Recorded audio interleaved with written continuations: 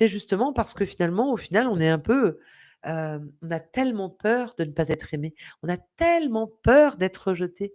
Alors on dit toujours oui. Moi alors si je vous dis ça, c'est que j'ai été beaucoup comme ça, hein. Je connais très bien le chemin, hein. Ça, j'étais une championne, hein.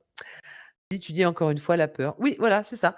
C'est là pour le coup, c'est pas le pour moi, il y a 2 voix. Il y a la voix du cœur, la voix de: «J'ai envie de faire ça, j'ai envie de vivre ça, j'ai envie d'être comme ça, j'ai envie de» voilà.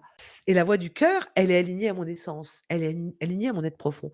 Et puis, il y a la voix de la peur, il y a le mental qui arrive et puis qui dit: «Oh là là, mais non, attends, si tu fais ça, on va te juger, on va te critiquer, on va pas t'aimer, tu vas être rejeté, et là, laquelle on écoute? Et finalement, là, quand tout à l'heure je vous parlais, notre vie, c'est que des sommes de choix. Mais oui, on choisit toujours laquelle voix j'écoute. Est-ce que j'écoute la voix du cœur ou est-ce que j'écoute la voix de la peur?